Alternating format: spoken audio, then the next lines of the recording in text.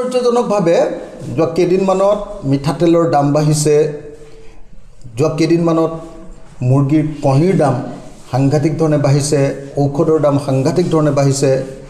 মূল্যবৃদ্ধিটো BJP চৰকাৰৰ এটা প্ৰধান বৈশিষ্ট্য। মূল্যবৃদ্ধি আপোনালোকে চাওক, 2 টকাৰ নিমখ বিজেপি চৰকাৰ দিনত 15 টকাৰ পৰা 20 টকা হৈ গ'ল। এটা মুৰ্গীৰ ডিম আছিলে 2 টকা, তাৰ পৰা গৈ 8 টকাৰ পৰা 10 টকা হৈ গ'ল। আপোনালোকে দেখিছে যে বিজেপি চৰকাৰৰ অহাৰ আগতে 1 লিটাৰ মিঠাতেলৰ দাম আছিলে 80 টকা, এতিয়া 210 টকা 220 টকা হ'ল। মুঠতে সকলো বস্তুৰ দাম এনেকুৱা ব্যাপক ৰূপত এই বিজেপি চৰকাৰ দিনত বাঢ়িছে, আৰু শেহতীয়াকৈ যি ব্যাপক ৰূপত আমি দেখিছোঁ মিঠাতেলৰ দাম বাঢ়িছে বা অন্যান্য সামগ্ৰীৰ দাম বাঢ়িছে, এইটো ঘটনাই প্ৰমাণ কৰিছে যে আগন্তুক 2026 চনৰ বিধানসভা নিৰ্বাচনৰ কাৰণে বিজেপিয়ে কোম্পানীবিলাকৰ পৰা, বেপাৰীবিলাকৰ পৰা পইচা তোলা আৰম্ভ কৰি দিলে, আৰু সেই পইচা তোলা আৰম্ভ কৰি দিয়াৰ কাৰণেই বেপাৰীবিলাকে এনেকৈ ব্যাপক ৰূপত বস্তুৰ দাম বঢ়াব পাৰিছে। সেইকাৰণে 2026 চনৰ নিৰ্বাচনৰ যিমান খৰচ, এই যে হিমন্ত বিশ্ব শৰ্মাই পইচা বিলাব, সেই পইচাবিলাক এতিয়া এই বেপাৰীবিলাকৰ পৰা ল'ব, আৰু বেপাৰীবিলাকৰ পৰা পইচা লোৱাৰ কাৰণে এতিয়া বেপাৰীবিলাকে বস্তুৰ দাম সাংঘাতিক ধৰণে বৃদ্ধি কৰি দিছে।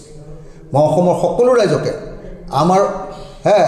আমাৰ এই কি বাৰীৰ গাজ তাকে নি কৰিছে খৰিচা, মোকেই আকৌ সেই খৰিচা বিক্ৰী কৰিছে, কথাটো মন কৰিছা, এই কথাটো ভাবি চাবৰ কাৰণে, আৰু কেনেকৈ বিজেপিয়ে আমাক এনেকৈ মানে একেবাৰে ধানৰ ভাপত দিয়াৰ নিচিনাকৈ আমাক কেনেকৈ মাৰিব খুজিছে অসমীয়া জাতিটোক মূল্যবৃদ্ধিৰে, সেই গোটেই কথাটো চিন্তা কৰি 2026 চনত বিজেপিক পৰাভূত কৰিবৰ কাৰণে সকলোকে সাজু হ'বৰ কাৰণে মই আহ্বান জনাইছোঁ। আশ্চৰ্যজনকভাৱে যোৱা কেইদিনমানত মিঠাতেলৰ দাম বাঢ়িছে, যোৱা কেইদিনমানত মুৰ্গীৰ কণীৰ দাম সাংঘাতিক ধৰণে বাঢ়িছে, ঔষধৰ দাম সাংঘাতিক ধৰণে বাঢ়িছে।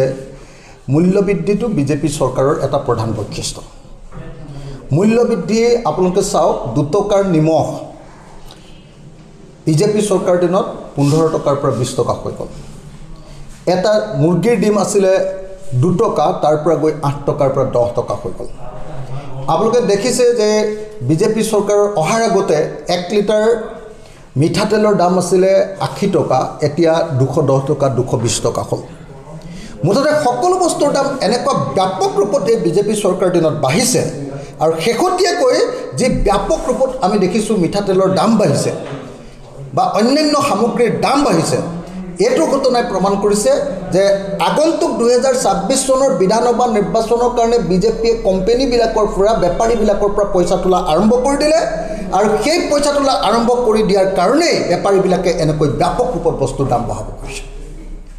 সেইকাৰণে 2026 চনৰ নিৰ্বাচনৰ যিমান খৰচ, এই যে হিমন্ত বিশ্ব শৰ্মাই পইচা বিলাব, সেই পইচাবিলাক এতিয়া এই বেপাৰীবিলাকৰ পৰা ল'ব, আৰু বেপাৰীবিলাকৰ পৰা পইচা লোৱাৰ কাৰণে এতিয়া বেপাৰীবিলাকে বস্তুৰ দাম সাংঘাতিক ধৰণে বৃদ্ধি কৰি দিছে। মই অসমৰ সকলো ৰাইজকে আমাৰ এই কি বাৰীৰ গাজ তাকে নি কৰিছে খৰিচা, মোকেই আকৌ সেই খৰিচা বিক্ৰী কৰিছে, কথাটো মন কৰিছা, এই কথাটো ভাবি চাবৰ কাৰণে, আৰু কেনেকৈ বিজেপিয়ে আমাক এনেকৈ মানে একেবাৰে ধানৰ ভাপত দিয়াৰ নিচিনাকৈ আমাক কেনেকৈ মাৰিব খুজিছে অসমীয়া জাতিটোক মূল্যবৃদ্ধিৰে, সেই গোটেই কথাটো চিন্তা কৰি 2026 চনত বিজেপিক পৰাভূত কৰিবৰ কাৰণে সকলোকে সাজু হ'বৰ কাৰণে মই আহ্বান জনাইছোঁ।